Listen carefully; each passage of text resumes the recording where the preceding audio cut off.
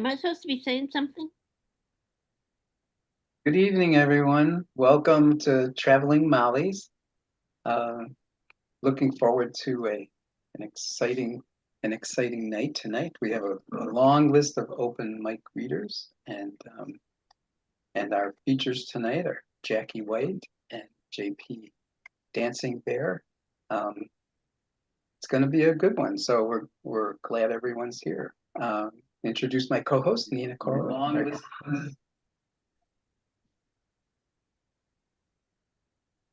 Nina, you're muted. It's good to be here. We're still waiting in Chicago for spring to arrive.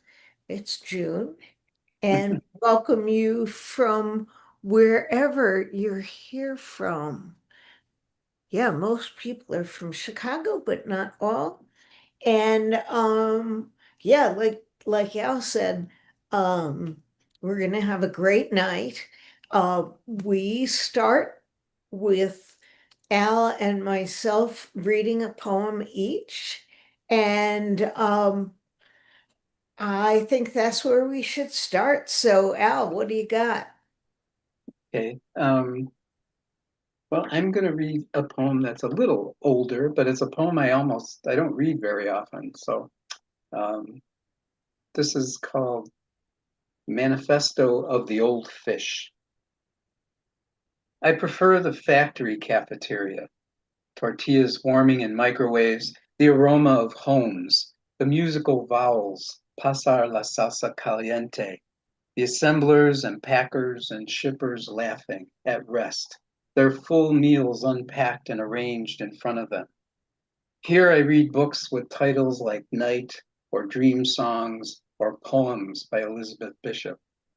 Away from my seat at the conference table where metaphors are flattened by consensus, where I am a different class of worker. Working stiffs all, we start at 8 a.m. every day, every day. I prefer the factory cafeteria, today as yesterday. I am just that old fish with 5 hooks stuck in my lower lip, those misplaced service pins, broken fishing lines hanging like a wisdom beard, a gray soul patch that proclaims I am some shape of veteran. A little off balance, maybe, hiding guilt under bromas afiladas, cynicism at the coffee machine. I prefer the factory cafeteria, but spend my day at the executive conference table, rewriting the employee handbook as if it were a manifesto, as if to define any meaning at all. Thank you. Nina, it's your turn. Thanks.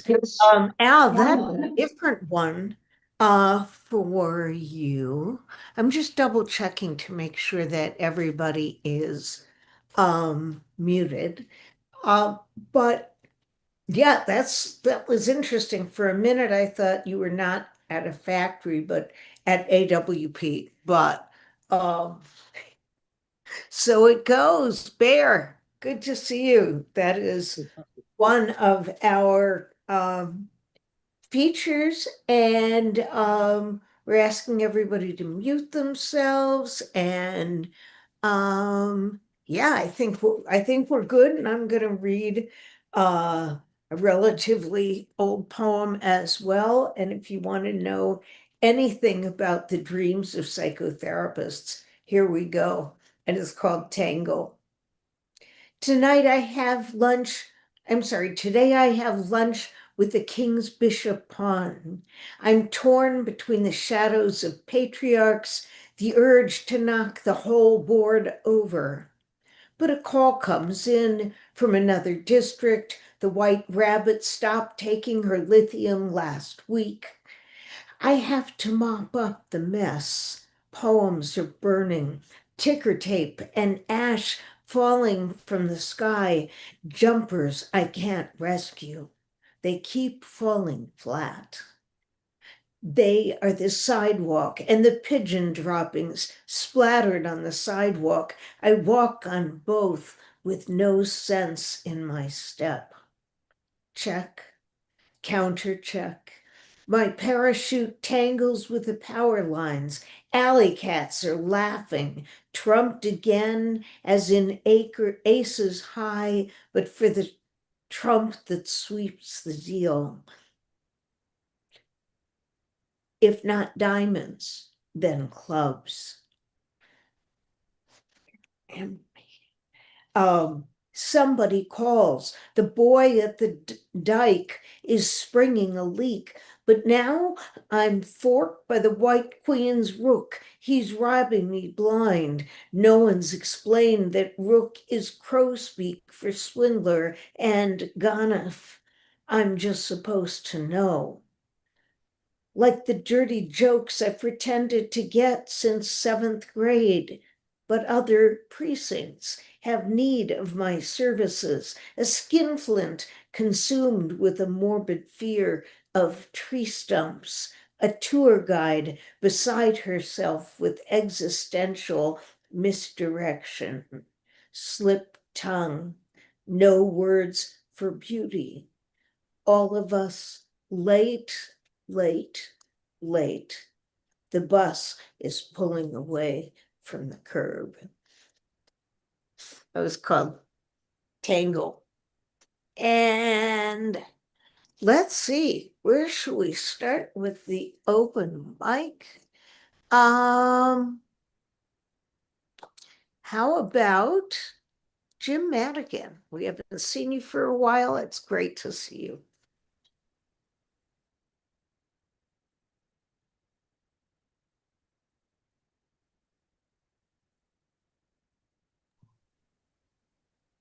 Got it? Audio on? Yes. Yeah, that was my had to get that done. Um, on Saturday, I started a 4 week online class on ekphrasis poetry, and so this came out earlier this year. It's called Lady Godiva. Dear Lady, the painting by John Collier portrays you riding, eyes downcast, covering your breasts with your right hand clutching your long hair. Saddle on the draped white horse obscures your buttocks and pubic hair. Such a male view, such a weak and prim view, completely omitting your sense of righteousness, your protest against high taxation, your bravery.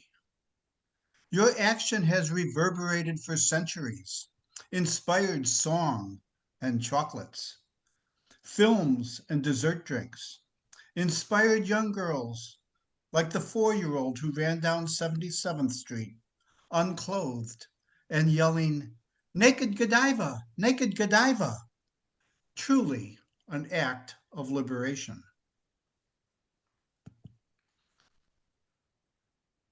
And then my second song tonight is entitled Songs for Ceasefire. Each week we gather in a park for what we call rehearsal. Tonight, it was along the lakefront in Evanston, under leafy canopy, next to a pebbled circle with grills and picnic tables, upon which we placed potluck dinner for afterwards. We start with a short song. From the river to the sea, Palestine will be. From the river to the sea, Palestine will be free. Tonight we were 11 and grew to 19. We sit next in a circle and do introductions, names, pronouns, what we are grateful for, how we feel. There is frustration. The genocide goes on. It is over 9 months. Kindness is in short supply. Our music heals. We play, then line up to march the paths in the park. Tonight, we are 3 guitars, a bouzouki, flute, 4 types of drums, claves, voices. Marching, we pass extended families enjoying the waft off the water, people from Ethiopia, people from Southeast Asia and Mexico. Adults clap and video us with their phones. Children run alongside. A man on his bicycle raises his fist in solidarity. A man on a bench does not smile, looks away. As we approach the end, singing "Which Side Are You On?", a woman appears offering a platter of sliced watermelon. "Take some," she says. "Eat." Thank you.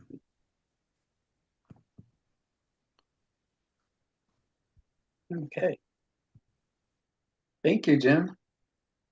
Jim is being modest. He has a new book coming out too called Political Prisoners USA. So we're looking forward to that. Next on our open mic list, Shelly Nation. Haven't seen you in a while. Come on up. Come on up to the mic. Hello. I was gonna a little different. Have you ever woke up one morning and decided you just felt like Bukowski?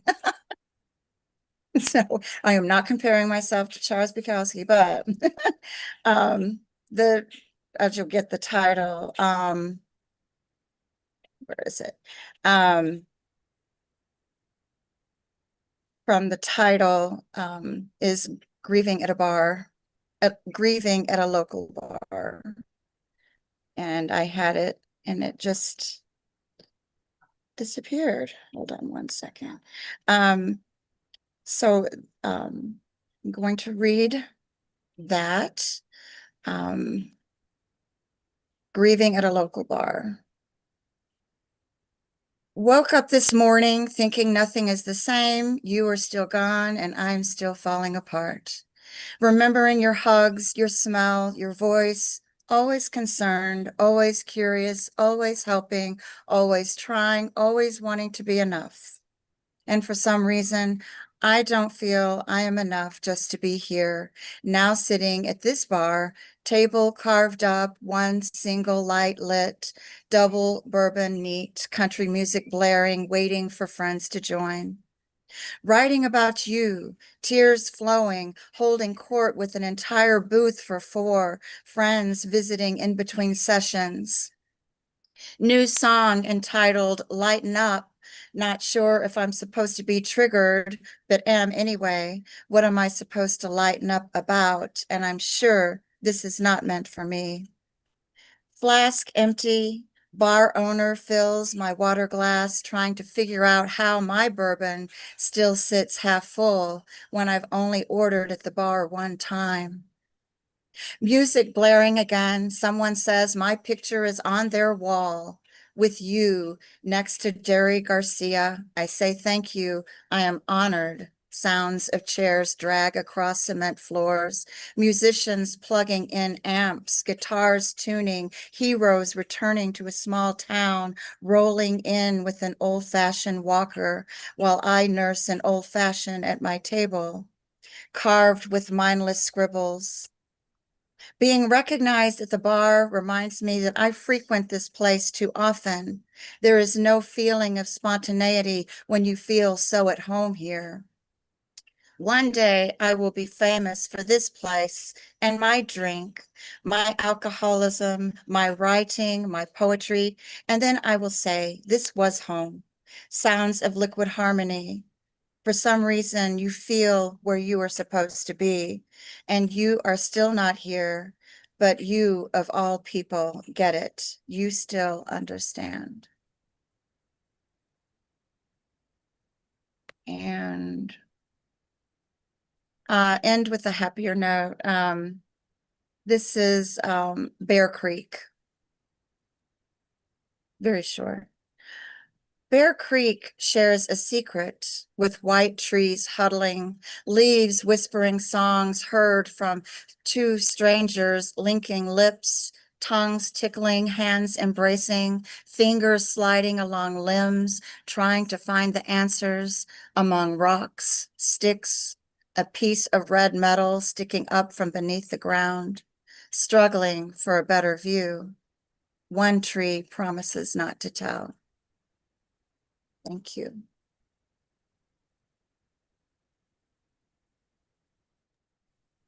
Boy, what a start. How about if we have Ruth Goring? Ruth, it's good to see you. Thank you. So good to be here. I always appreciate these spaces, and I have just one poem to read tonight.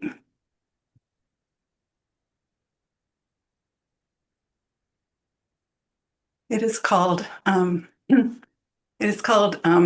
let me tell you first the occasion. I was up on the southern coast of Oregon recently with my sister, and I don't know if all of you have been there, but there are these just gorgeous looming rock formations that come up out of the water in the right on and off the beaches. And they spoke to me. This poem is called A Prayer for the Beaches of Gaza. Before the ruin, when the sea was green, breaking to white, and children chased each other. When the sun was life, and they picnicked olives, hummus, bread. After the ruin, with my sister, I walk among giants of rock on the south coast of Oregon. Angels, old and black, chant their subduction, the clash of volcanoes, islands, and small continents shoved up against the continental plate. In Gaza, the ruin has not ended. With no thought of beaches, hounded children crouch in tents. Their parents seek just a little flour for bread. Dear angels of subduction, we set our hands on your vast shoulders. We ask for your strength. We pray against ruin. Before we rose in the daylight of Gaza, bombs rained on the camps and demolished. One father, 4 children in a tent. One mother is left, and she has no feet. What is this world? What is this crashing? What raided the house of our belonging, left doors swinging on broken hinges? What suffocates us all? What ruin? Dear sentinels, dear old ones, we are not strong like you. We need more feet. We need gentleness and food. Dear God in heaven, come to the beaches of Gaza and the tents. Come now. Tell us how we live in this bombing or far away from it with helpless hands. I walk out to one of the giants, lean against its ancient bulk. A wave rolls in over my feet. How do I live? Thank you. Thank you, Ruth. Very powerful. Thank you. Oh, next up. Oh, Viola is here. Viola Lee. Haven't seen you in a while. Your turn. Hi, everyone.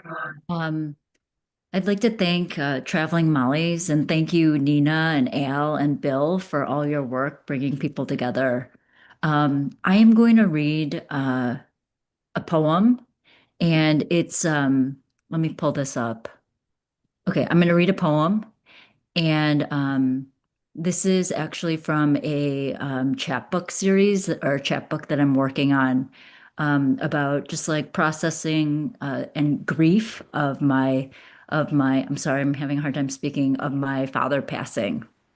And so this is a poem, and typically I don't write religious poems, but my father was actually Catholic, and so I've been writing a lot of not Catholic poems, but I've been writing poems, just processing this. So this poem that I'm going to read is called "The Gospel According to Luke." The Gospel According to Luke. My father is the church that doles out rice cakes to all its parishioners. And if my father is that church, I will observe Roman numerals carved on pieces of dark oak wood. Each one rests on a different image of the stations of the cross. If my father is that church, then my children listen to the priest say the names of what other people call God. Yahweh, they say. Allah, they say.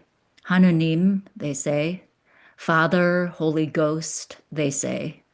Lord, God of light, Lamb of God, God of death, God of life, they say.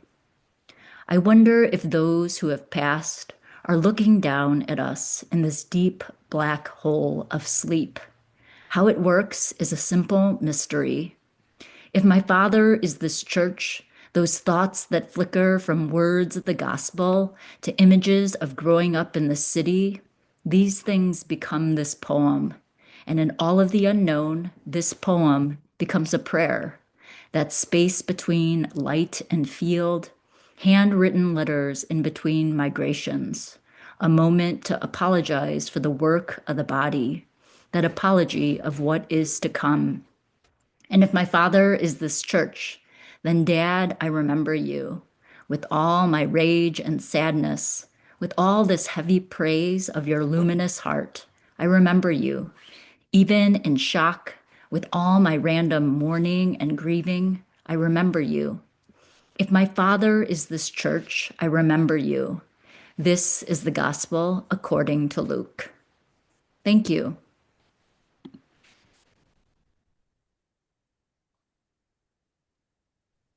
This whole open mic is killing me. You guys are all amazing and powerful and beautiful, and someone I can probably count on to be amazing and beautiful, Pablo Otavalo. Thank you so much. And thank you guys for this space. I have two for you. The first one you've heard before, but before we were the lands. My brother says you can't eat poetry, as his worn boot presses the shovel's edge into the dry earth. He digs out the stump of an American oak whose roots are broad but shallow. Look at the birds in the trees, how they sing without worry. My brother sighs. He knows they are songs of hunger. The last stay last and the dead stay dead. The buzzsaw snarled and rattled in the yard under a silent God. Tomorrow in chains, sold for a mark on your hand of a cross, and still show up to work. The shovel's edge, the dry earth, we drown in different seas, restless. His worries pour out like water.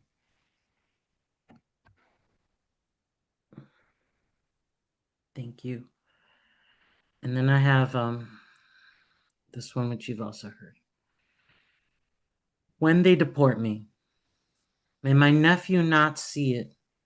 May the sky not break with the lightning of his cries.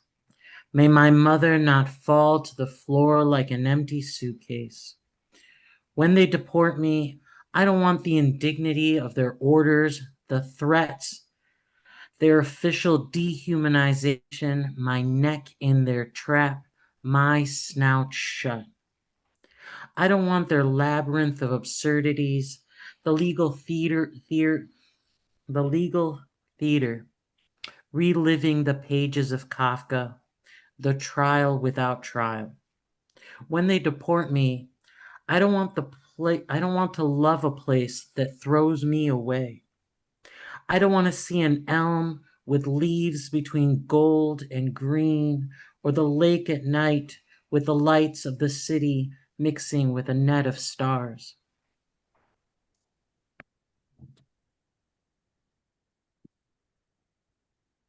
Thank you, Pablo. Nice job. Okay, Noel Jones. Let's hear what you got. Hi. And thanks to Traveling Molly's for having me and for Nina for continuing to encourage me to get out of my shell. And like Nina said earlier, although it's officially spring, it hasn't quite felt like it yet. So this first one's called a cold spring. A cold spring is a mean thing. The birds sing and the sun shines while the trees bud and the tulips bloom. I pull tight like a fruit round its pit of doom, hoping that you'll call me soon. 'Cause the wind blows and the truth stings while the gulls cry on tilted wings, and I lean my weight into each new gust of a shifting season I cannot trust.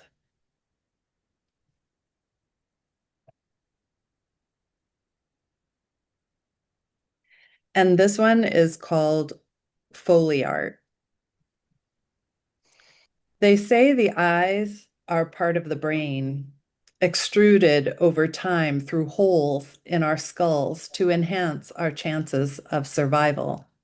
That we interpret light into the world around us, the colors of ocean and sky, flora and fauna, options for food and shelter, the distance between ourselves and a predator or a lover. They also say eyes are windows to the soul, which makes a kind of sense if we're looking deeply into each other's brains. In my dreams, you tread gingerly among sand-swept ruins, smoothed by weather over time as the sun slowly sinks. A howl greets you from a low ridge of dark hills in the distance, and the sky is drained of its final blush, leaving behind the blues of dusk. A breeze sends a shiver over your sunburnt skin.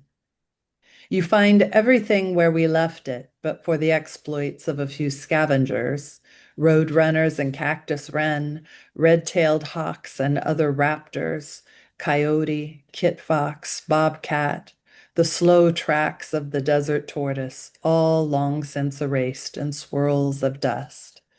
All my unfinished poems long since scattered. A white feather curls, impaled on the thorn of a tumbleweed, teetering in the wind on its tiny fulcrum. Your boot connects with something hard. Sweeping the ground with a flashlight, you discover my hollow bones, askew, half buried. With a steel toe, you tap each one, knocking red dirt from femurs, hip joints, my rib cage reaching for the sky, curved slope of scapula and collarbones, until you bend to pick up my skull, holding it high in your hands like a Shakespearean actor, staring deeply into its sockets. You press it to your lips, blow a long, low whistle, and I finally feel heard.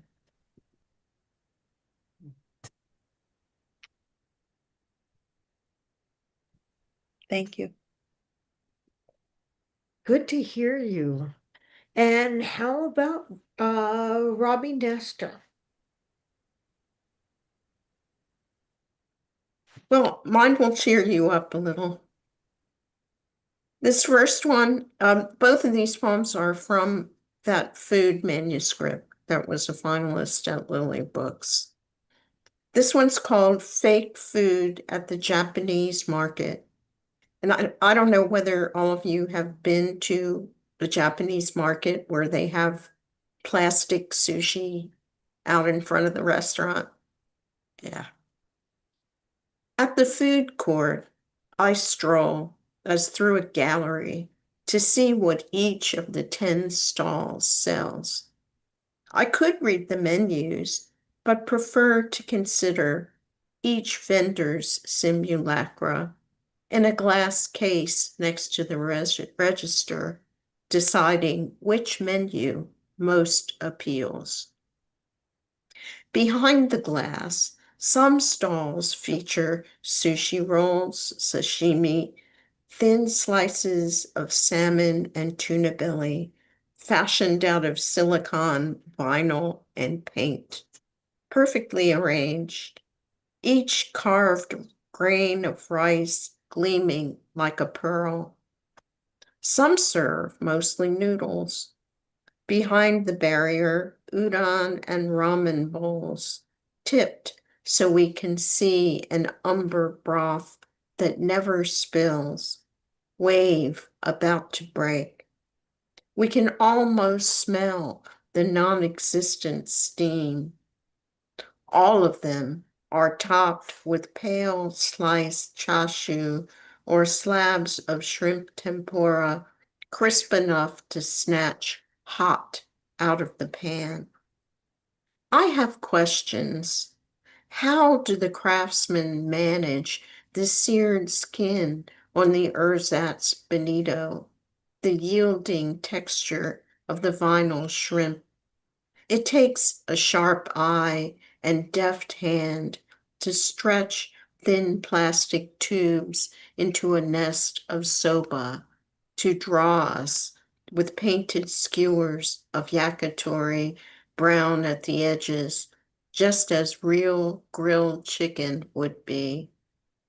Knowing as we do it isn't food, why does it still spark appetite? But then, don't we all eat with our eyes?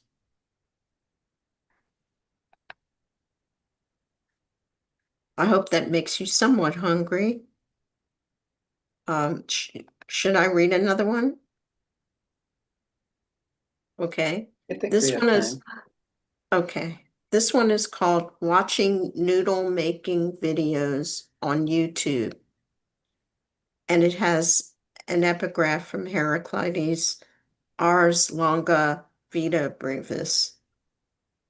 The noodle master Peter Song once said, a chef must make 100 bowls of noodles a day, all by hand, to learn the craft, to knead the pyramid of flour and water from a pile of disparate dust till it comes together in a ball, until it shines, to stretch and pull it, twist it into a rope, an umbilicus pulsing with life. Only then can the chef bring it down hard onto the butcher block like a cat of nine tails, whack it till it separates into strands, long fibers that weren't there before. It doesn't matter how many times I watch it, I can't see how it's done.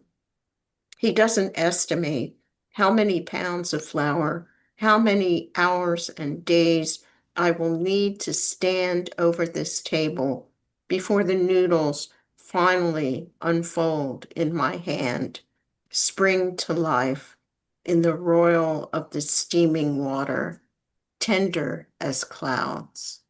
Thank you so much. Thank you, Ravi Nestor. Very nice. Before I move on to the next person in the open mic, I just want to let everyone know that we pass a virtual hat for our featured readers so that we can show a little appreciation. I will put a link in the chat, and it goes to a PayPal link on the After Hours Press website, and from there I try to share whatever we get with our features. So anyway, next up on our open mic list, Tara Elliott. Hi, everyone. Oh no, my mic is being weird. Can you guys hear me? Yes. Okay, cool. All right, I'm going to read a poem called True, which is from my dad. True. All you have to do is write one true sentence. Ernest Hemingway. Another hurricane arrives today, and yet Hemingway's cats will remain prowling around, arcing their backs against doorways, clawing after mice. His house, now silent and free of tourists, rests, with its shutters firmly closed, wrapped up as tightly as a clenched fist. You never would have evacuated. Even if the governor demanded it, you would have stayed sitting in your recliner, weather radio crackling beside you. You'd read a novel while keeping an eye on the storm. This would be after nailing plywood to the windows, flinging outdoor furniture into the pool, filling each bathtub to the rim, cigarette an endless red ember between your lips, coffee thrumming through your veins. There was a careful madness to the way you prepared. This was survival, and you lived for it. Like Hemingway, we once owned a six-toed cat. You brought her home a good luck charm, a scrapping tabby with a black M tattooed between her ears and feet that loomed so large it was as though she were wearing boxing gloves. At night, we would hear her hissing and spitting on the roof as she took on whatever creature came across her path. In the morning, she would leave gifts on the porch, tuft of fur from a squirrel, half a bird's spidery rib cage, the small white stomach of a bunny. It's how she showed love. I can't remember how she died, but I do remember how she once scratched Mom's arm and how that scratch rose white and long, blood piercing the surface in a straight line so that she bled from wrist to elbow.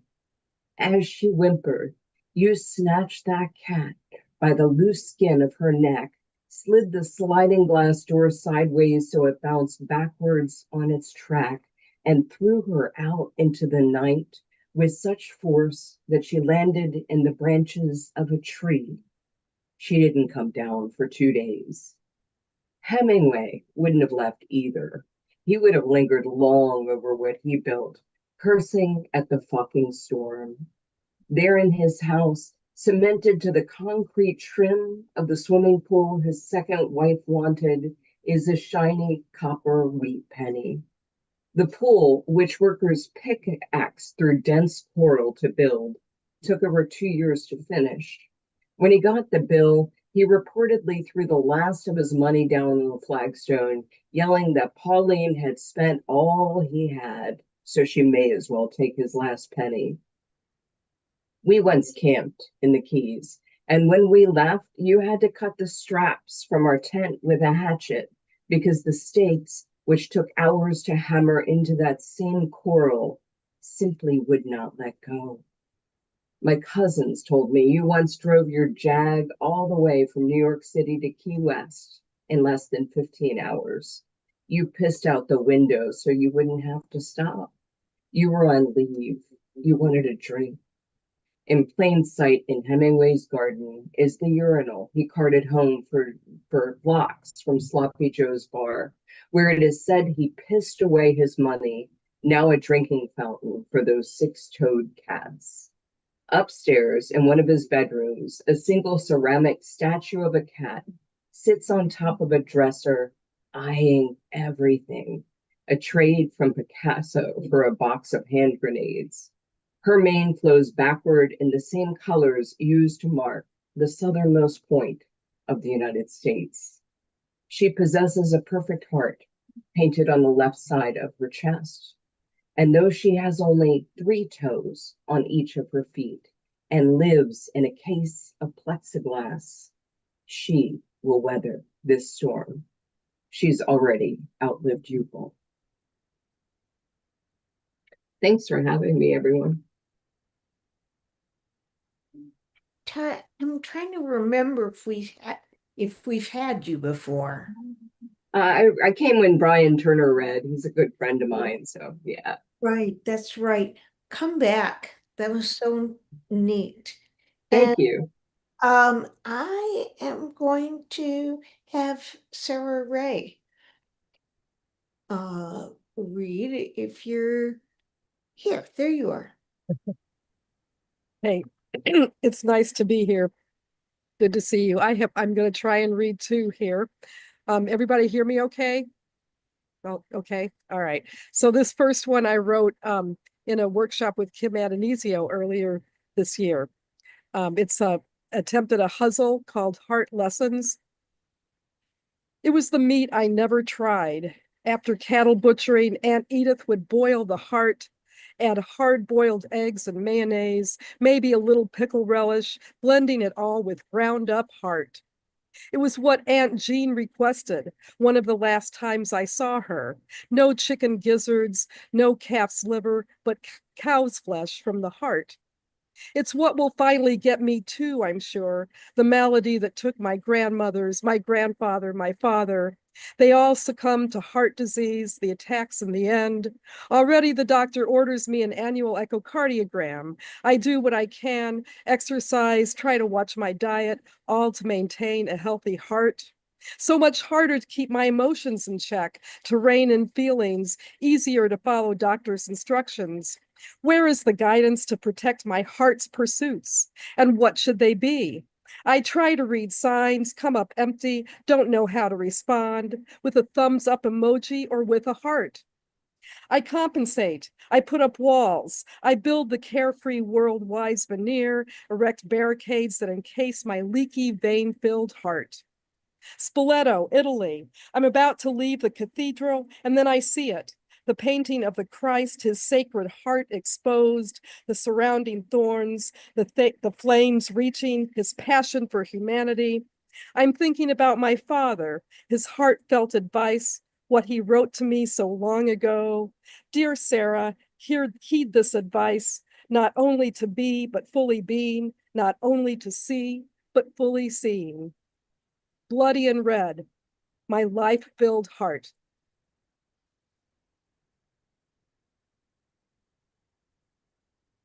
Okay, thanks. All right, and then this one I've read before, I believe, but here it is again.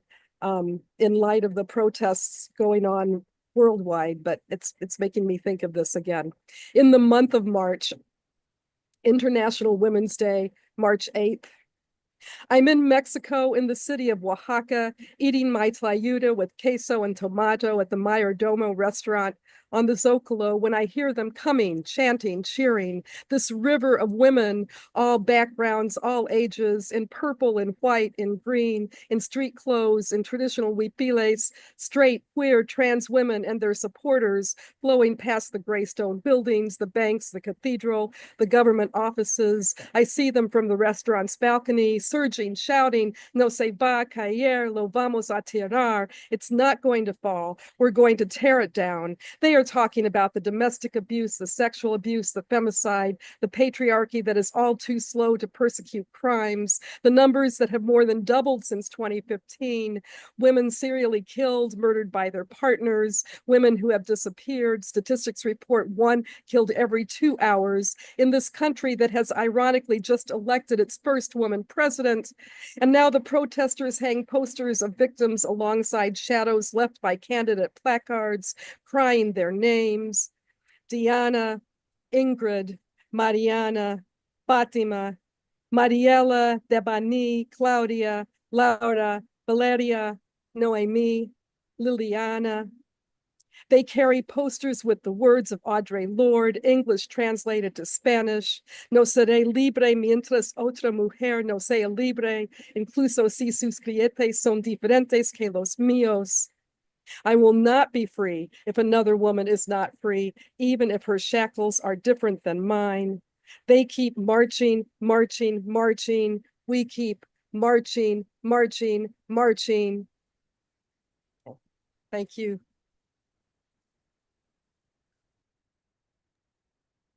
Thank you, Sarah. And now another Sarah, Sarah Sarai.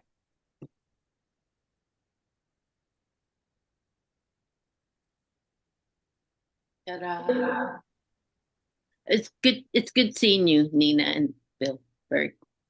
Anyway, so I'll read two poems.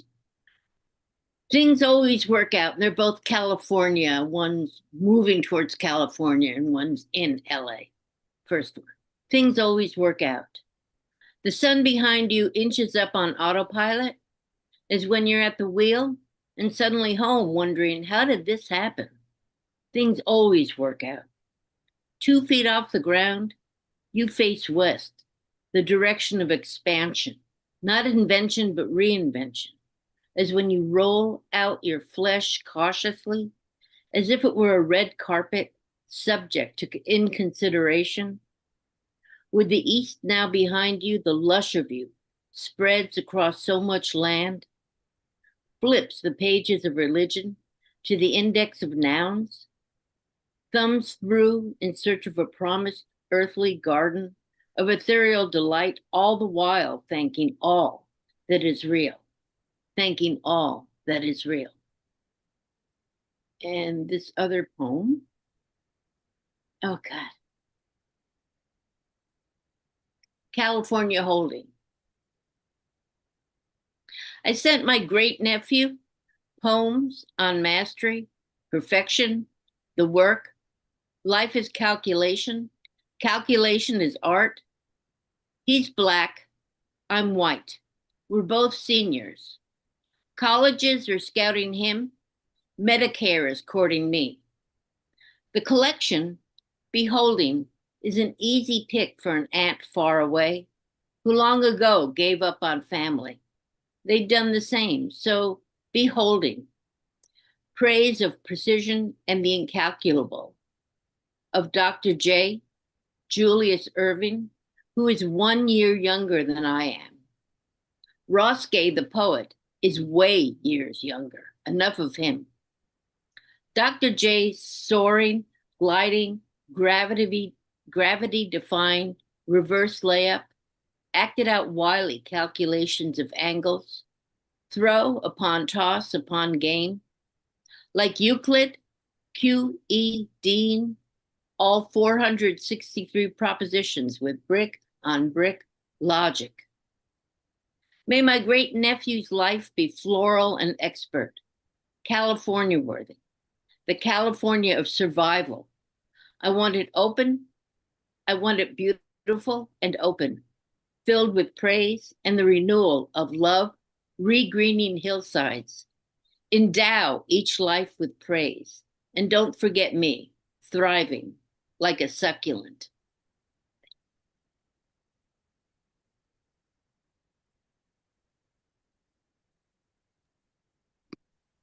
Thriving like a succulent. It's nice to have you here. Glad your internet is working.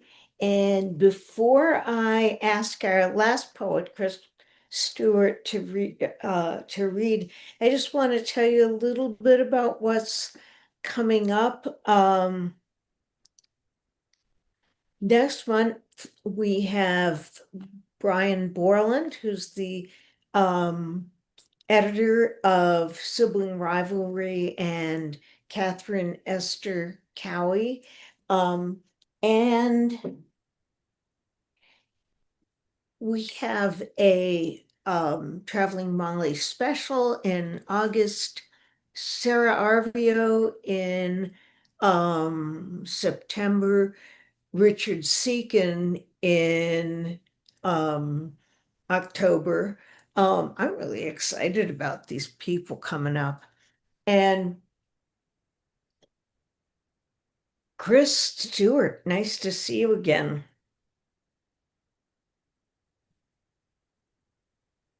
Thank you, Nina. And Al, thanks for the mention about the Rhino Magazine Founders Prize. I'll read that poem, if that's okay, that won the Founders Prize. And this is called Poland, 1987.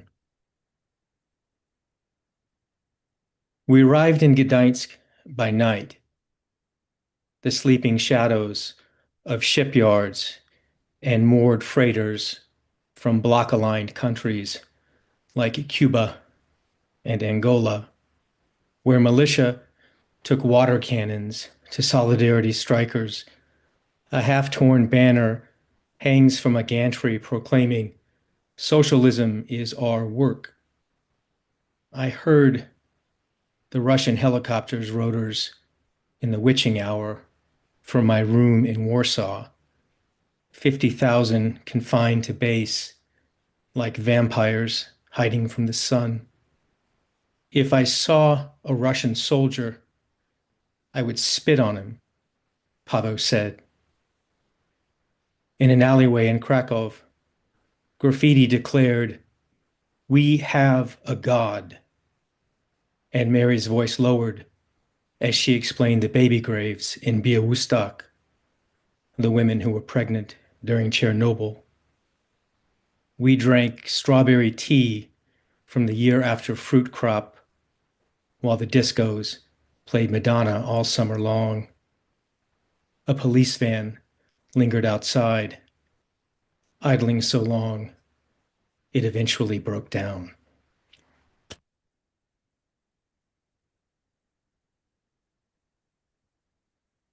Thank you. And this piece is called Goodwill. At the loading dock of the Goodwill, me and a store manager help a woman heft a shabby couch into her minivan, which is stuffed with clothes, canned food, kitchen goods. "It was all in bags," she roared, "until my motherfucking husband tore them up." On the other side of a tangle of blue jeans and frayed towels, I see a toddler's seat. It's one of those March days in the liminal space between winter and spring. The air is thin and dry, like memories posted in a scrapbook, forgotten in a bureau drawer, and I am with my mother at the Thrift and Save on West Roscoe Avenue. She flips through a rack of boys' dress shirts while two gothy-looking teenagers give us pitying looks. The blood rises up the back of my neck. There was nowhere to put that shame, least that I knew then. I didn't know. It could be a howl, a flaring, full-throated scream, the peeling of tires as she tears out of the Goodwill parking lot. Thank you. Wow. And so good to hear you. And we're at 8 o'clock, almost. And I'm gonna jump right into the features. However, I don't know if either of you have a preference about reading first or second. Anyone? Bear, Jackie? You are muted, Jackie. It doesn't matter to me either way. All right. Okay, so we'll start with you and what was I gonna say? For both of you, 15 to 20 minutes, and then we're gonna have a conversation, the three of us, which I look forward to. So I'm gonna switch to speaker view, and Jackie, my God, I haven't seen you in so long except for these little moments. And Jackie White is the author of 3 chapbooks, Bestiary Charming, 2006, Anabiosis Press Award. Oh, that one, got it. Petal Tearing or Tearing? Tearing. Tearing and Variations on Finishing Line, 2008, and Come Clearing on Dancing Girl Press. I butchered those a bit. And her poems and translations have appeared in ACM, Bayou, Fifth Wednesday, Folio, a whole lot of stuff, places. And her chapbook of collaborative poems with Simone Munch, Hex and Howl, that came out in 2021, and their full-length collection, The Underhum, just came out last year and were published by Black Lawrence Press. Jackie's also served as an editor for Rhino, which is the one that Chris won the Founders Award for, and Jet Fuel Review out of Lewis, right? And Lewis University, a native of Illinois. She currently resides in Colorado. Let's hear what you got. Okay. Well, yeah, that was a great open mic. So I was motivated to make lots of comments, but just really, really engaging. And of course, it's nice to be reconnected with Chicagoland people. And you, Nina and Al, and thank you for this opportunity. It's a great thing that, great service, you're great poetry citizens to offer this, so much appreciation. All right, so I'm going to read 8 poems. I always like to tell people how many so they can count down. And 3 old poems, 3 collabs with Simone Mensch that you mentioned, and then 2 not so new but now relevant poems. So that's where I'm headed. I'm going to start with a poem from Come Clearing, my chapbook with Dancing Girl. And these poems are celebrating and bemoaning menopause because, there just aren't enough poems about that.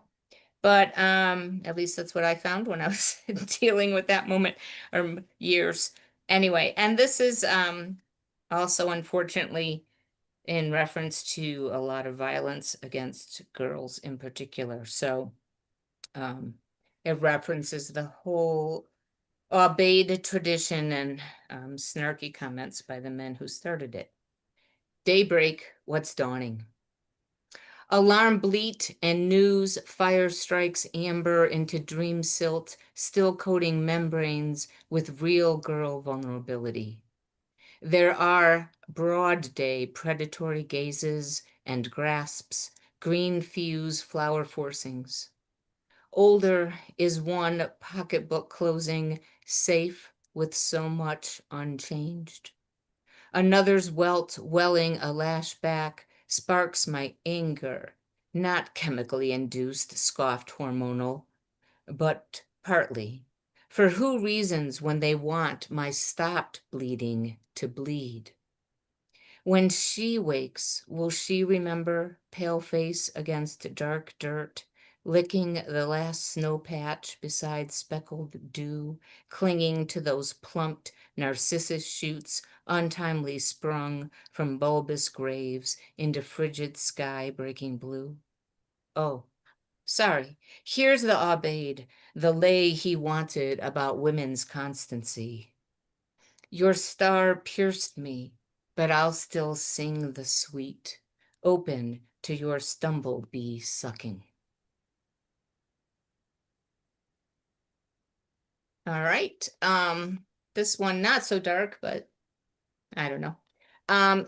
So every once in a while, you always tell students that poems are made and they're crafted and you're playing with language and you just don't get struck by inspiration. But in this case, I once did get struck by inspiration when I was taking a walk to try not to feel so depressed, but that doesn't happen.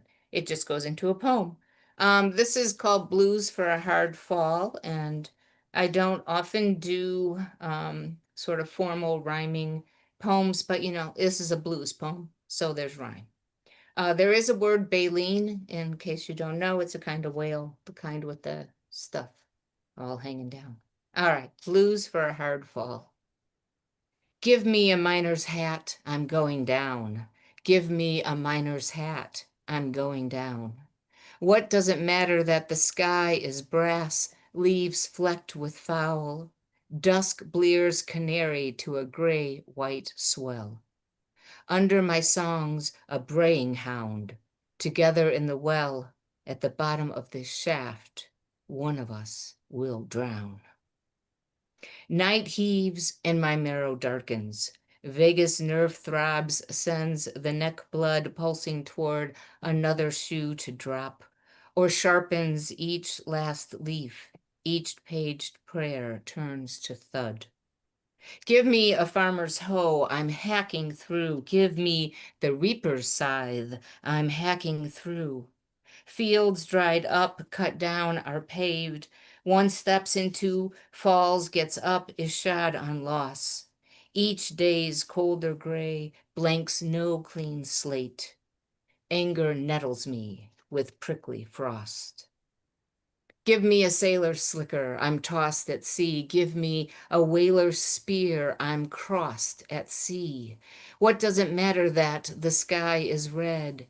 It's swarmed with geese, and dawn breaks to shale I have to stack.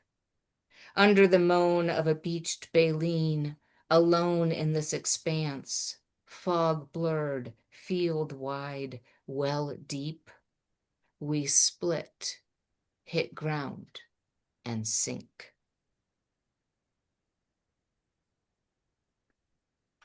I don't know, maybe that was a little lighter than the first one and maybe not. This one is also not.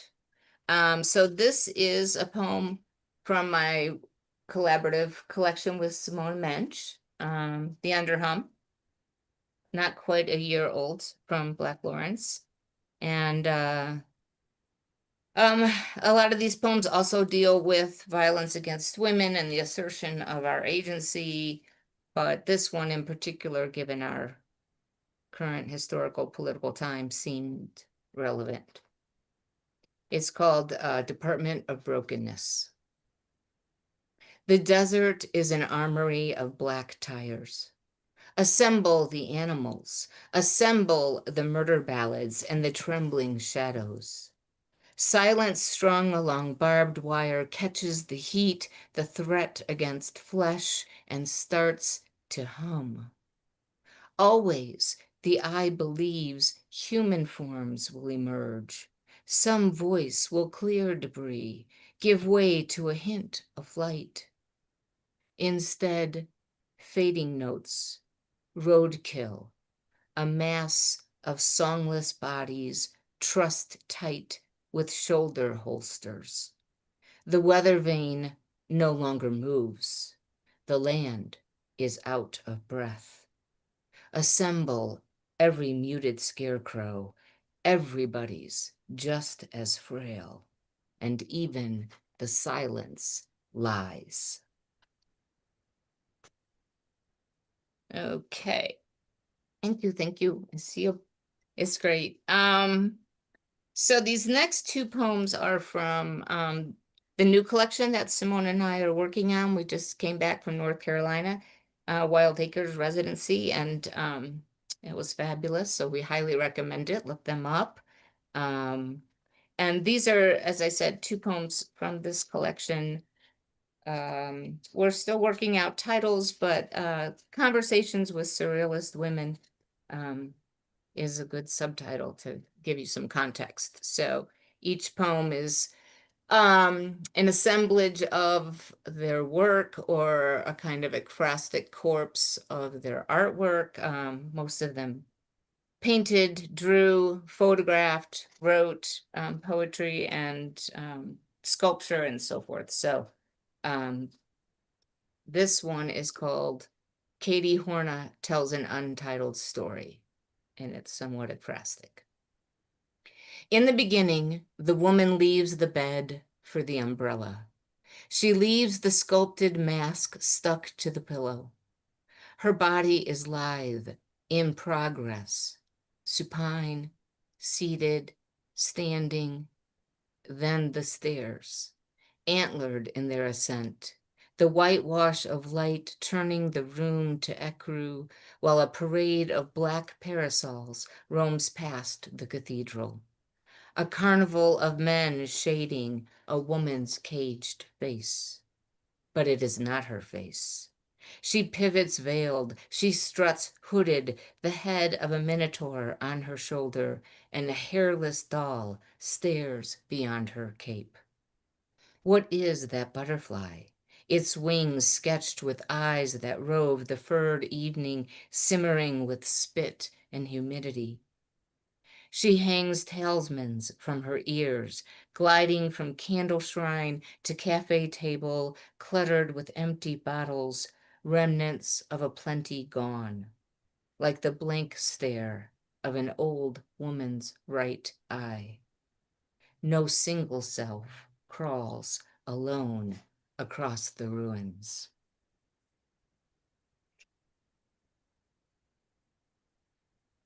And this one is a poem of us in conversation with two women artists in conversation.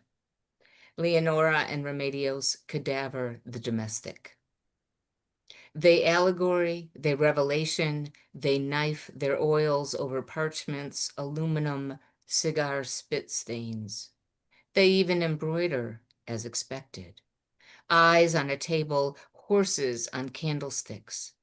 Long done with harlequins parading as heroes, they jugular red wax seals in a parlor of green vials and morphine, sparking the electricity of leaves through torsos of leaves.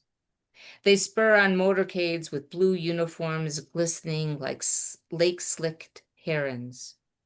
Behind so many curtains of so much cerise, they listen, they swill, they turn statues to bodies and bodies to feathers, sky swirling like glasses of wine swept from dinner tables in high-flown hand gestures.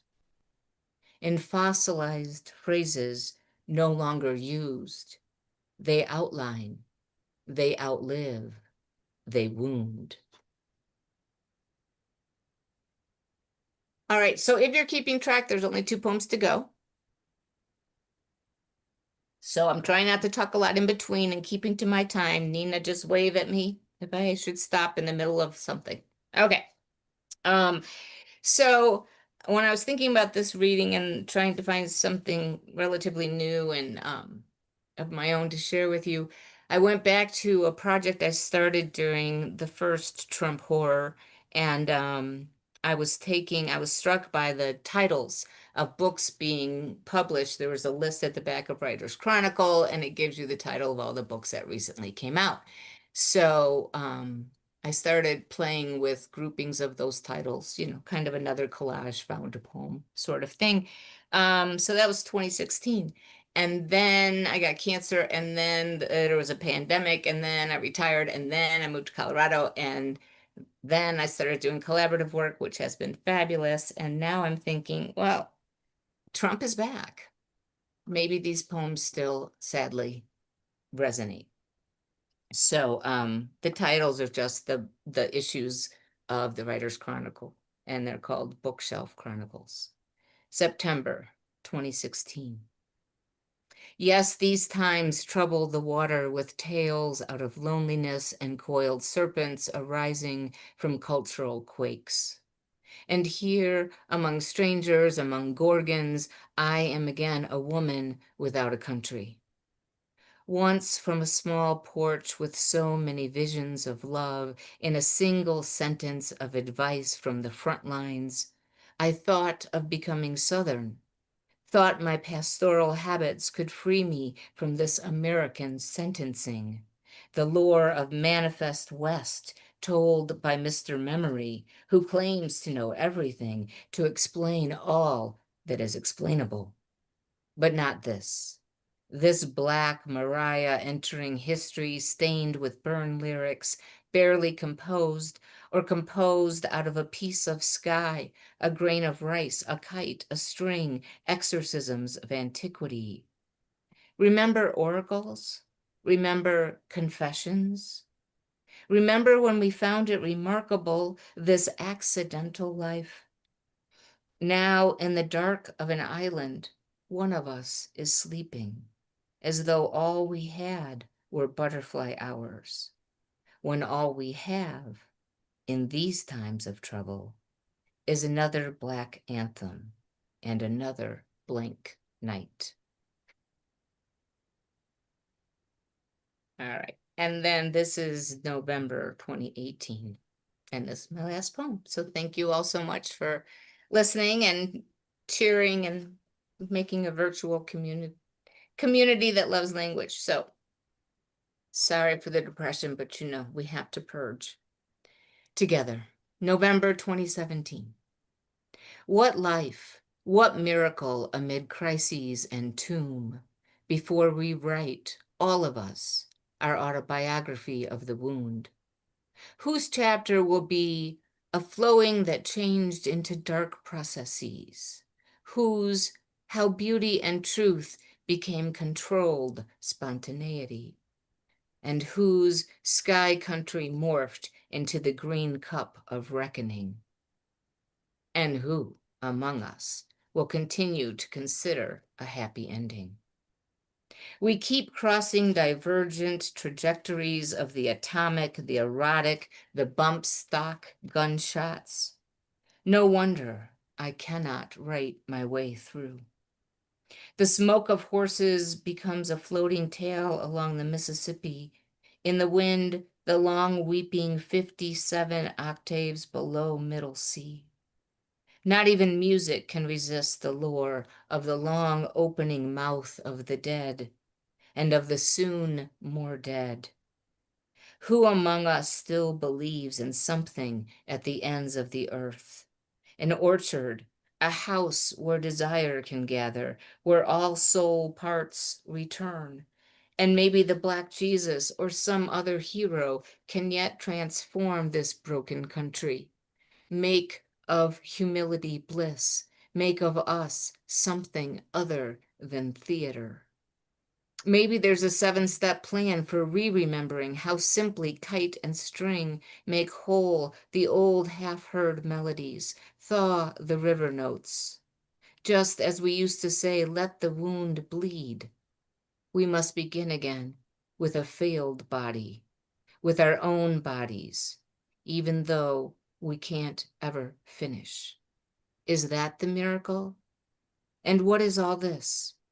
Another retelling told as I listened to the savage river's surge. They say just living is telling, and to keep telling is living. What else do we have to keep ourselves alive? Thank you.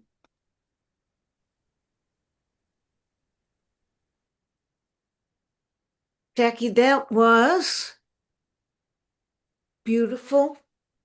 And I'm so glad that you're here. And if you ever want to join the open mic, we'd love to see more of you. Yeah, I did that last time and I'll probably be there in August. So thank you for opening this up to me. I didn't realize you guys were still going strong, but I should have known better. 25 years, Al, I think. Wow. Or more. JP Dancing Bear. He is editor of Verse Daily, something that a daily that people love to be published in. He's the author of 16 collections of poetry, most recently of Oracles and Monsters on Glasslyre Press. That was 2020. And Fish Singing Foxes, Salmon Poetry in 2019. His work has appeared in hundreds of magazines and elsewhere, and I am so glad. By the way, I love Facebook, not for the algorithm and not for the person who runs it, but because some years ago I saw Bear posting a series of poems for people whose birthday it was on that day, and they were just really kind of remarkable. But now I'll get to hear, and we'll all get to hear, what he's been doing for the last number of years. Bear, thank you for Hi, how are joining you us. doing? Special thanks to Robbie and Sarah. Good to see you both.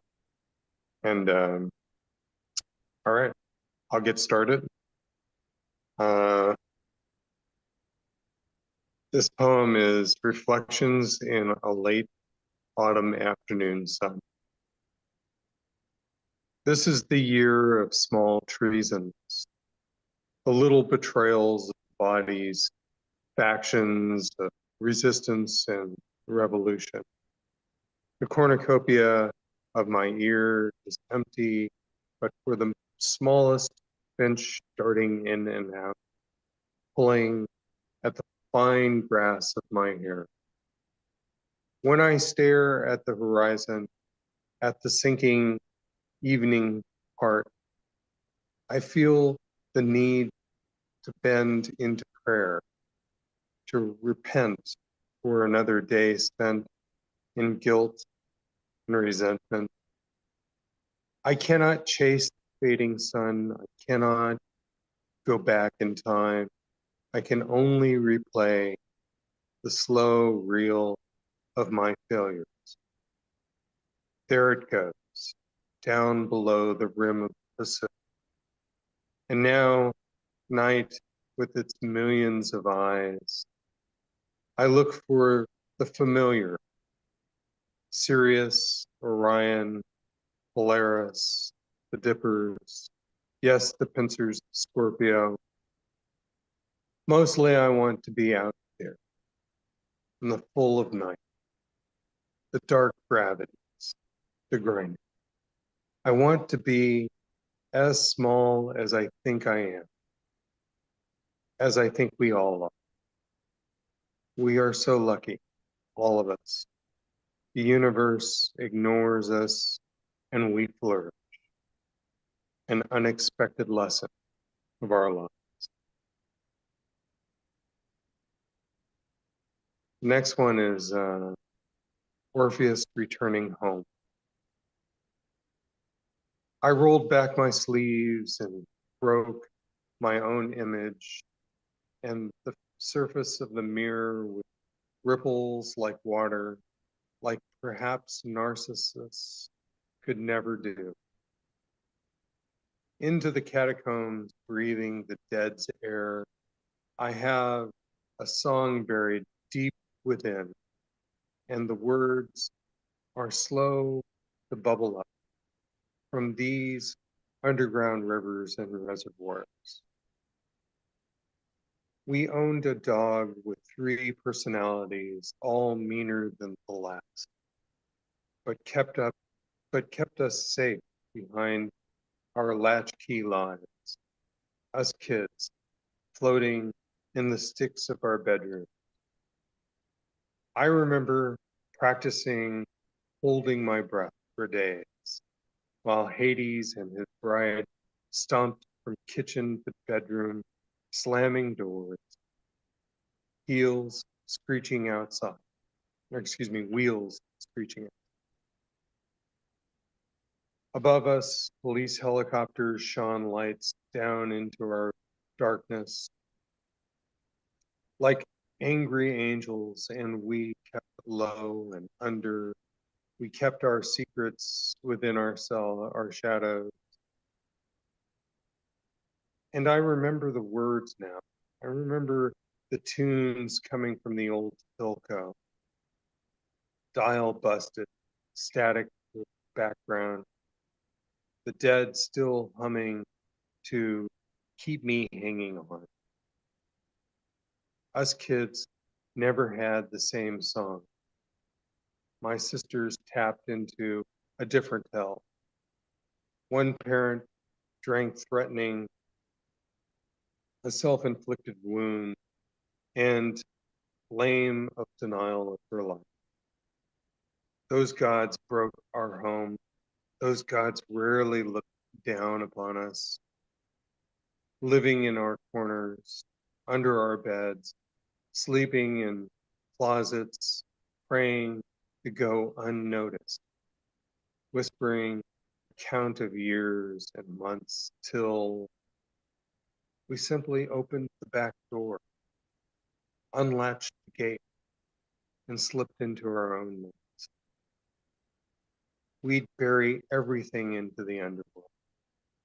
We'd forget it until I come upon this mirror, come with an open mouth, wanting song.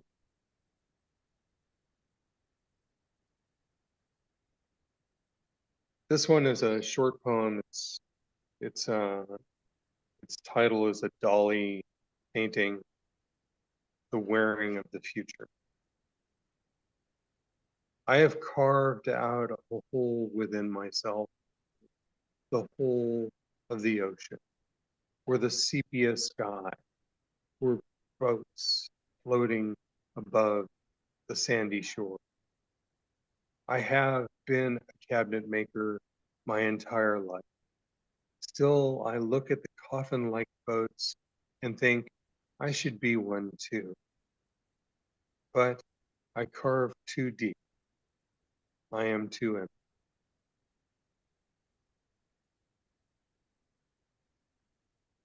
This one is titled Encroach, and it has an epigraph from Aaron Ross of Oregon Public Radio.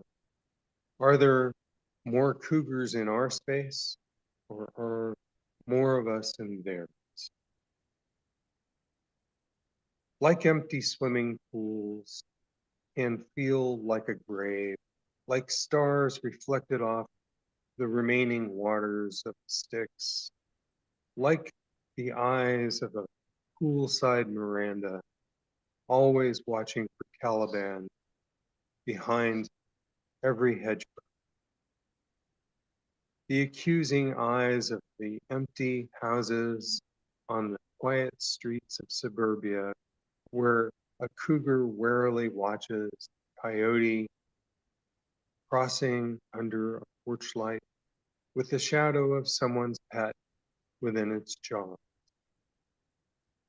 All crucifixes and of architecture, I just wanted to echo something found in the bare green walls of the swimming pool.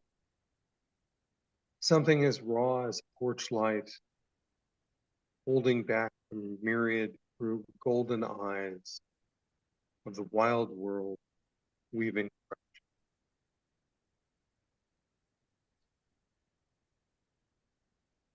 This poem is Twilight Rust.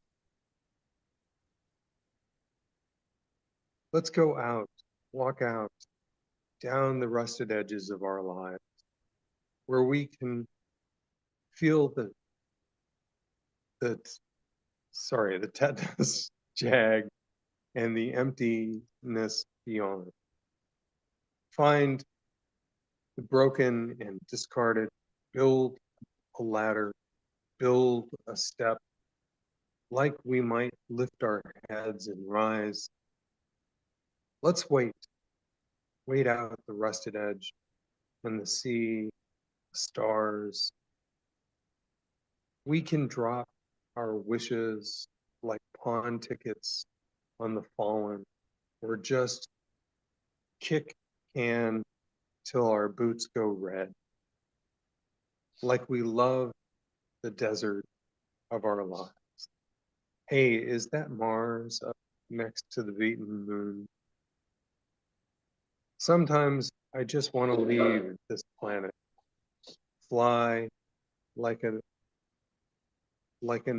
our poverty gave us wings, fly like we had always been beautiful creatures.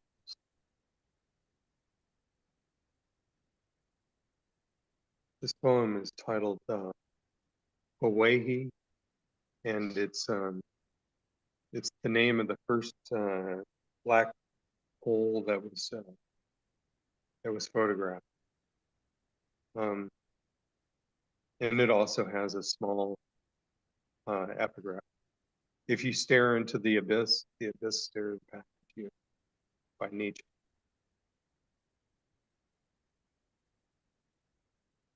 What do the science deniers see when they look upon the abyss? I come back to it, so much larger than our little narcissistic leaders. How could they think themselves a center of the universe? There is a tiny gravity in this photo. Pulls me back, keeps me centered on the thought of all matter grinding into particles, electrons and neutrons disintegrating into a dense dark soup. It is the whole of death. It is the crown of creation. It is and is not imagination. I was once an event horizon, but never an event. I fell away. I fell into both realities in simultaneity. I said, I love you more than once. I never said it, and it broke down into smaller parts that look big from so far away.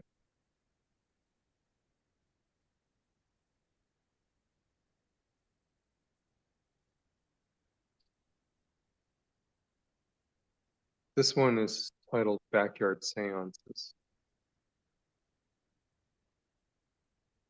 In this town, the dogs never stray, but humans do. They lose interest, forget to check the backyards, or leave water out.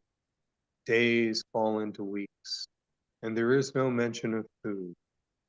The dogs do not care because they still hold in their hearts their own rescues from death kennels by people who were once happy to share their lives and bounties, share time. Under their star, the dogs perform their rituals and seances, rites for those people who rarely look at them.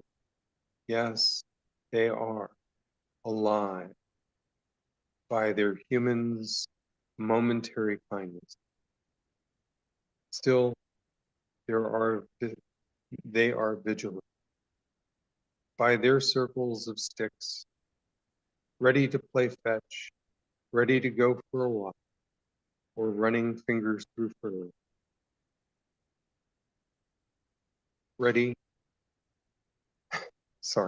ready to be accepted back into their Savior's lives.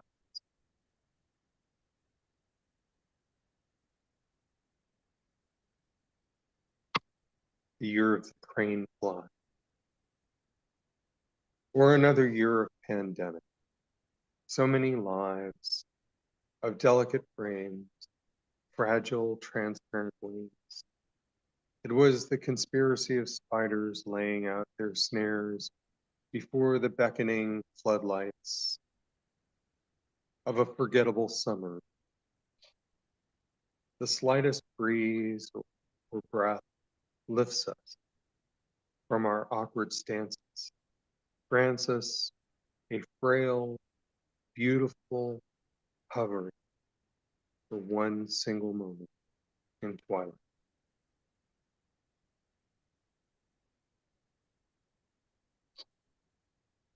This poem is, I think there's only two left. This poem is wind powered. It borrows the title from a Thomas Dolby song, which is called, and there is a quote from that, which is, "There is no enemy." And then I also have another quote here from John Gallagher, which is, "Score one for the timelessness of poetry, the news that stays news." Here on the coast of a continent slowly grinding, the sound of mills turning, metal on metal, violent and clean, rusting with the salt air, powering my heart.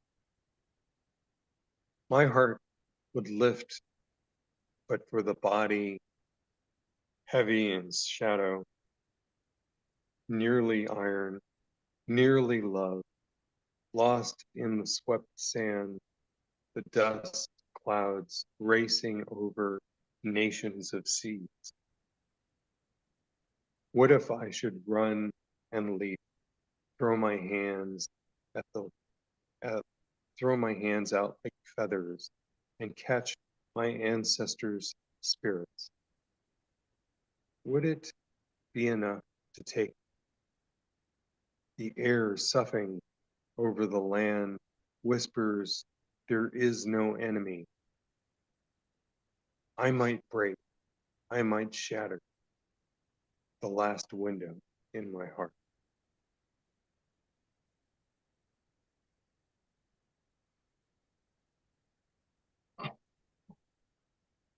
This poem is an ekphrastic piece where I am the ghost of my childhood home. Once I was the only chair in the room. All the other accoutrements that went into making an aesthetic were gone, except one curtain draped over my seat. I felt like the bell of the wooden floorboards, waiting in my quiet corner, almost a shade, almost a ghost. Afternoon light spilling into the room and across the floor, reflective and binding. Now I see my shadow and I am frightened, exhilarated. Some people will think they hear a spirit wailing from room to room, but it is only I, asking and asking, who am I? Do you see me here among the dust motes and abandoned spider webs? There are little victims dangling like hanged men. Who knows?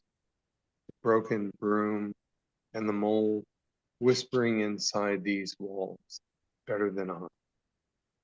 Who sees the light and is both compelled and petrified? You think you know a place like a childhood lullaby, but do you know the song of desolation or one for disquiet? I could have been a muse in another life, but I was distracted for a moment.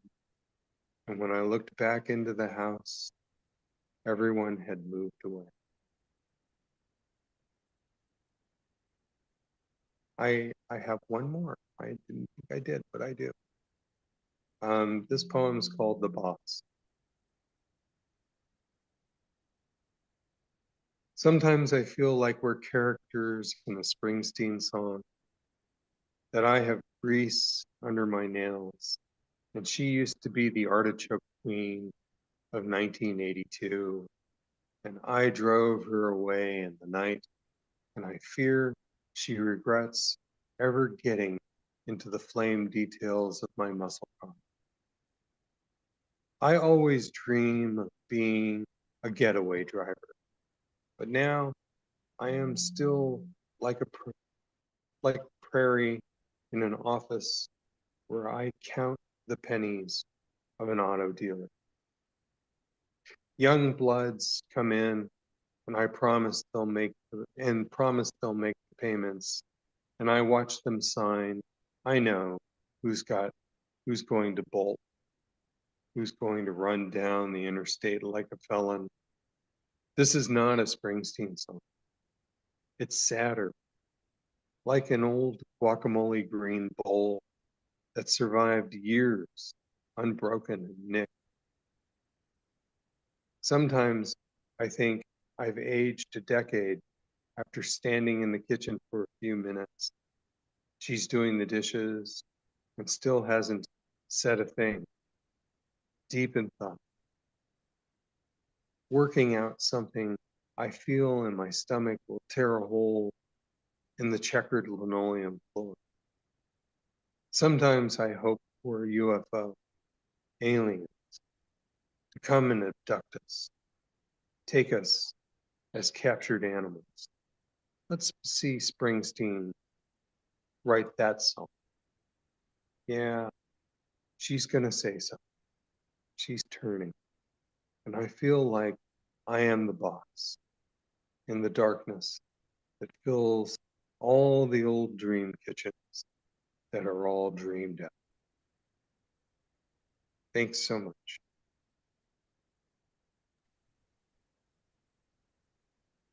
That was lovely. Thank you so much.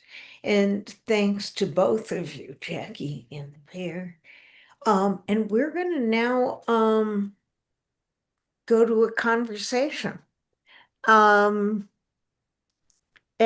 one thing that I think is very cool is that we can actually spotlight all three of us so we can see each other. And before we do anything else, I want to remind the audience to uh, uh, put your money in the hat.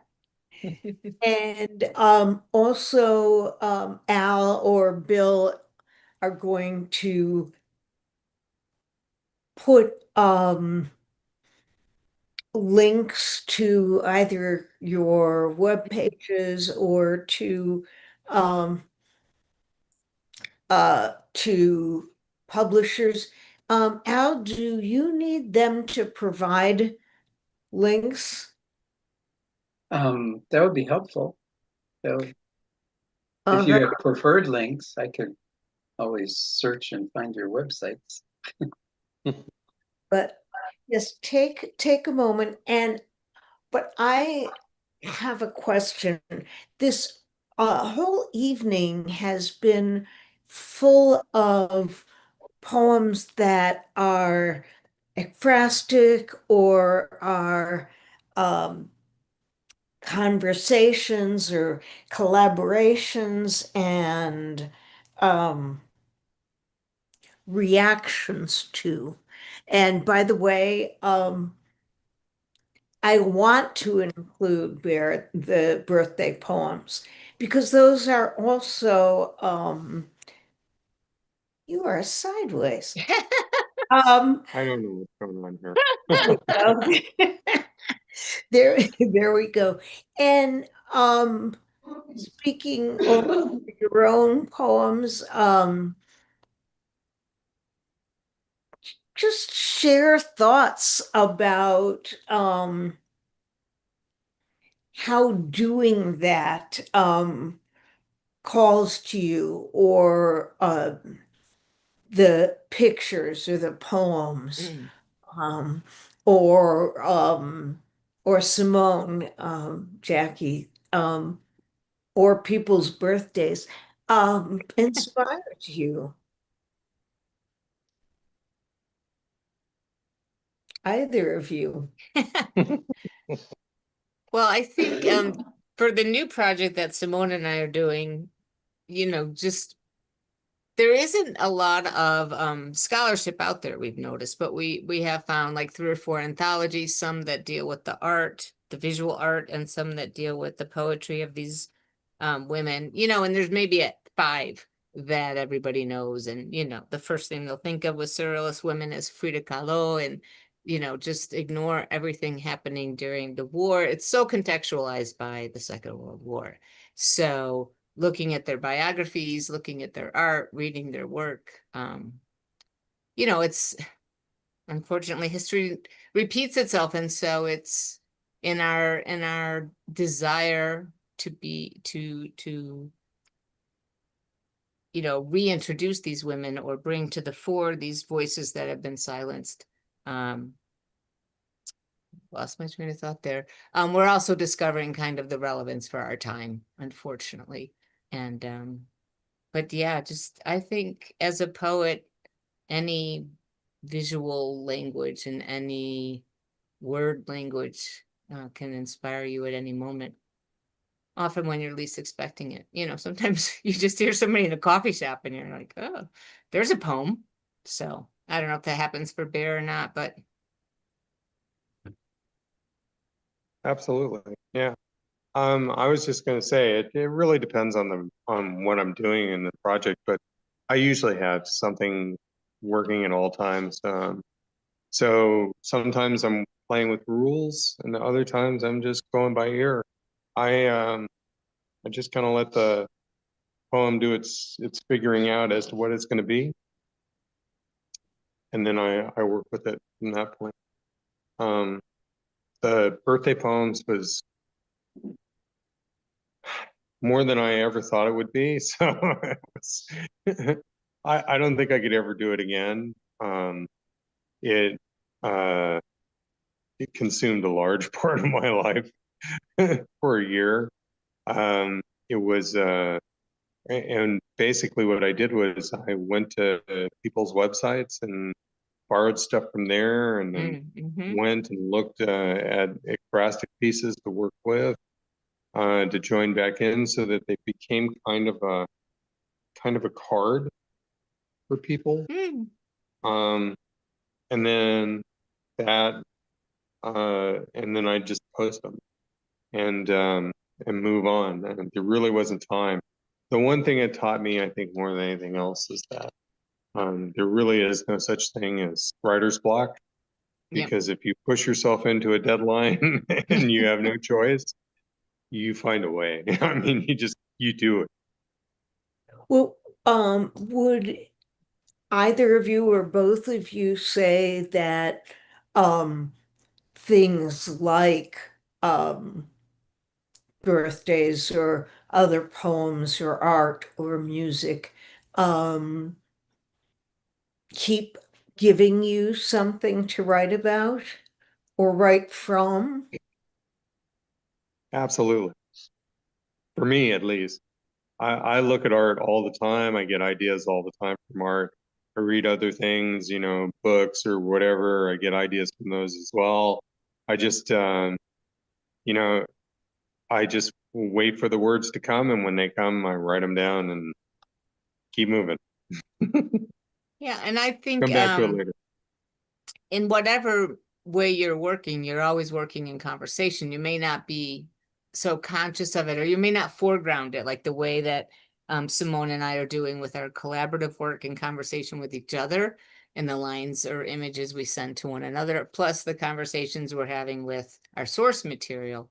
But, as Bear said, I could just pick up a magazine. I could pick up an anthology of poetry. I get, Pleiades in the mail or some journal, and you only have to open one page and you can be going and having a conversation back with the language of someone or don't know, like or don't like. And it may be language that like sets you off in a kind of negative way. And like my obeyed, whatever, which was a rebuttal to the romantic tradition and the whole tradition of that. So yeah, and I agree, there's no blank page, there's no writer's block. I tell my students, just vomit on the page and clean it up later. You got to get something down and stop thinking about it. And I like your idea of the birthdays, because you're right. If you have a deadline, you also learn that no poem is ever finished, right? It's only abandoned, and just let it go sometimes and quit obsessing, which is a hard thing, I think, and you don't learn that till you're old. This is what my experience. When you start to not be so obsessed with what people will think. You just put the poem out there. Yep, and the editing, what it teaches you is just, to separate, so that the editing actually happens later. You don't worry about it. You just get what you need out of it immediately, and then go back and deal with it later. Yeah.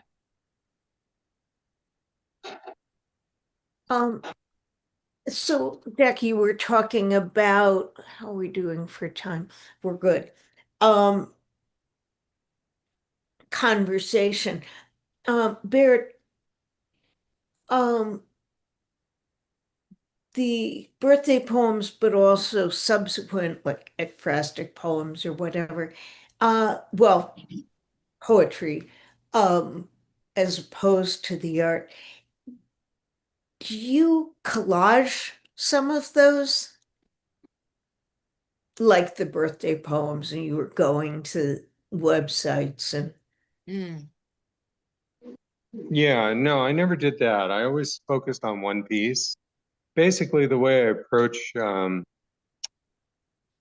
ekphrastic poetry is to try to put myself in the frame and then to look around and see the other things that aren't in the frame, so to speak, as well as things that are, so that maybe I get a better understanding for the subject matter. So I'm trying to add something to the original piece. I'm not just like, oh, the painter's brush was, stroking this way and that, and blah blah blah. I understand those ekphrastic poems. They don't do anything for me most of the time because they take an approach that to me feels kind of alien.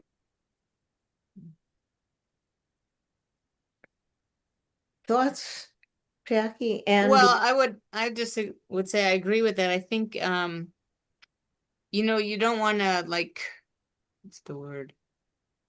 Re-objectify the art or something, by talking at it or just trying to paint it again in words. You want to, honor the evocations of that piece and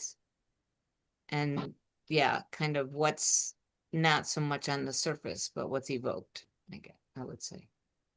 your smiling bear likes something really struck you about what she said.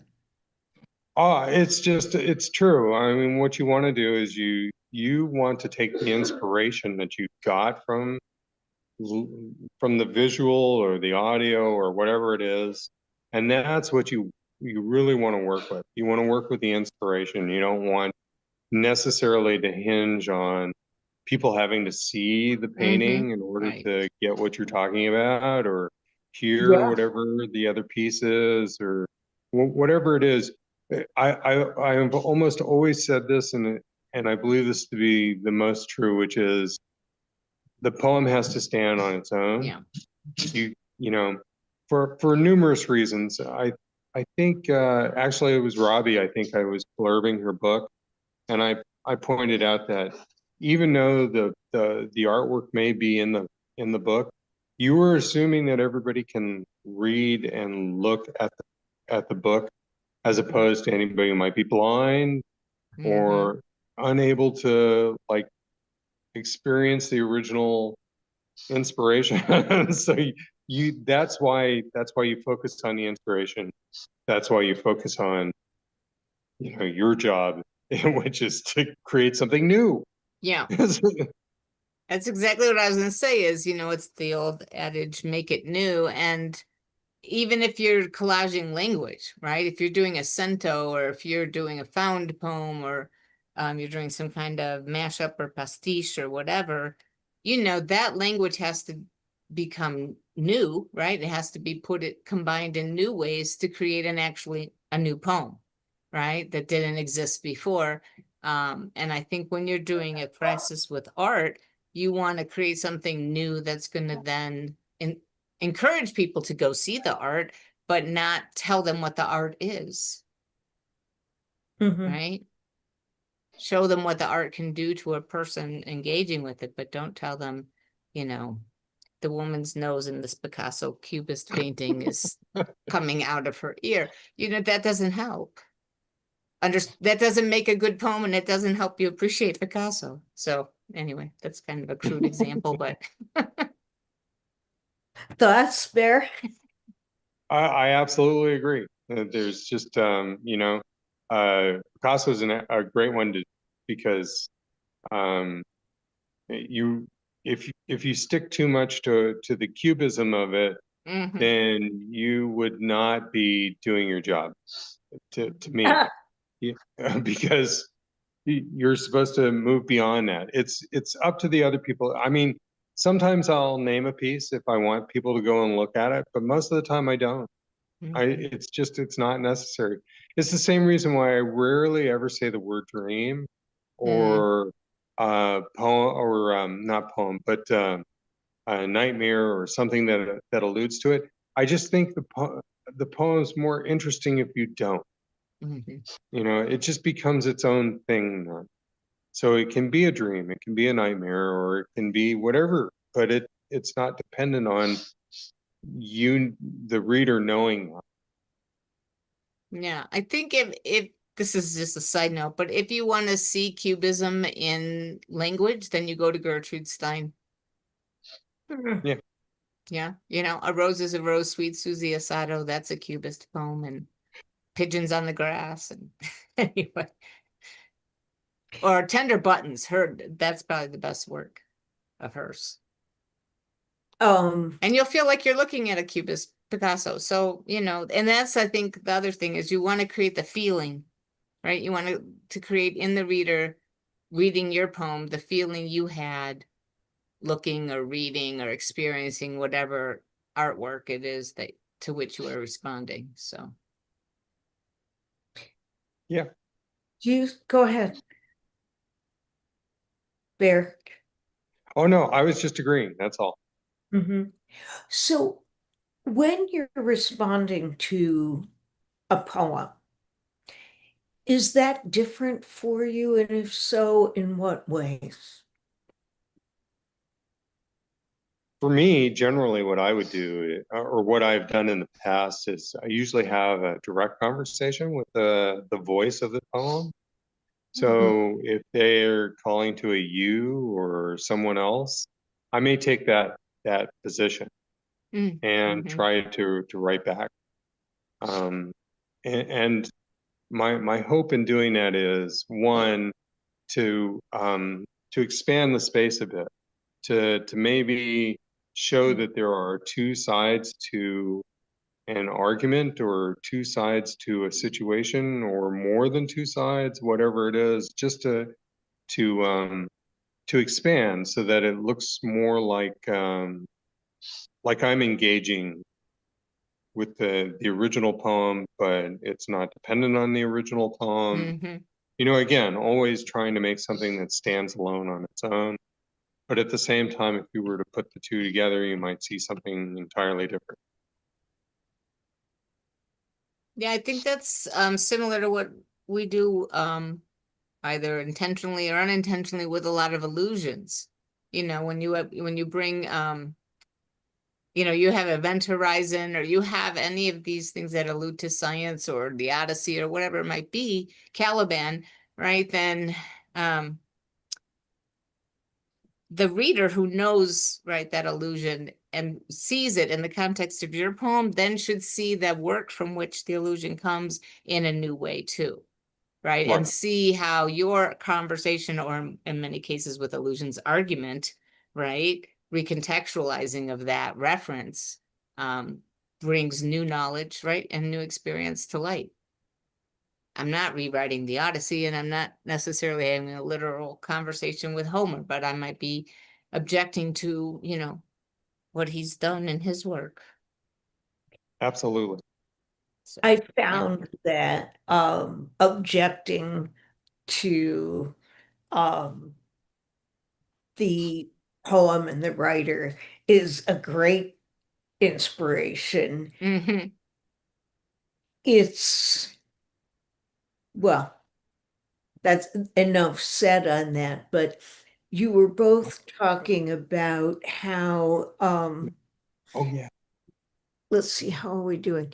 We're out, but not quite. Let's see. When it comes to art, you're talking about you were talking about creating something that doesn't require people's knowledge of that piece of art. What about when you're responding to a poem? Do you feel the same way about that? Yeah. Absolutely. Yeah.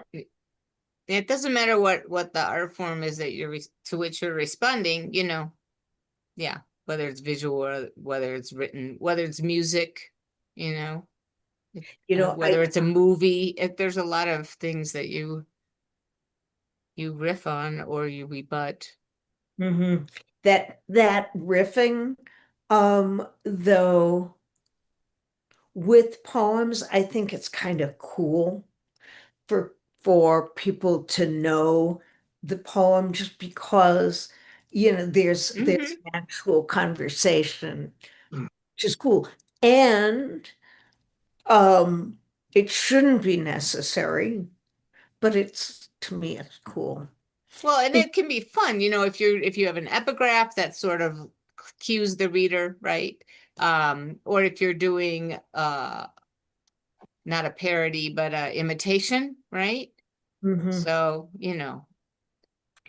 so many people have done imitations for 13 Ways of Looking at a Blackbird, for example, Yes. and it can be argument with, it can be homage to, it can be making fun of, but yeah, this is playing with language. So you're right. Sometimes it's cool, it's fun, it's people love argumentative, to be obvious, to be kind of obvious in that way about the conversation. Make fun of Billy Collins, don't they? I mean, like the one poem I had that was with Orpheus, that's based on Cocteau's Orphe. But you don't have to know that. If you do, and you'll recognize certain things in the poem that reference to that movie, but it's totally not necessary. Well, my goodness, I could continue to enjoy this conversation with you guys, but it's time to wrap up. And do we have time to ask you? No, we don't. I want to thank you both, Jackie and Bear, and everyone in the open mic. You guys are beautiful. And it was neat that there was so much in ekphrastic stuff, and then, my goodness, the two of you kind of picked that up, maybe not purposefully, but it just seemed to be in the air tonight. Yeah. So here we are, Al, another I think that's a good way to put it. Lots of good stuff in the air, even though we're all separated by miles and miles. But thank you all tonight. I wanted to just give a little shout out to our people out there, our viewers out there in YouTube land. Thank you too for being there and listening. Some nice comments and old friends out there. So yeah, what else can I say? Thank you, everyone. Open micers and our features. Thank you so much. And the recording will be up very shortly, and you can tell your friends about it, or if there were parts of the evening that you want to go back to, that's one of the really cool things about recording it. Yeah. And just so everyone knows, we don't usually announce this, but over the past years or couple of years, we've created a really nice archive on YouTube under Traveling Mollies of all these readings. So have a look. Now you're all part of it. Thank you. Yeah. Yeah. Well, Al, good night. Good night, audience and open micers and features. Good night. Thank you all so much. Thank you.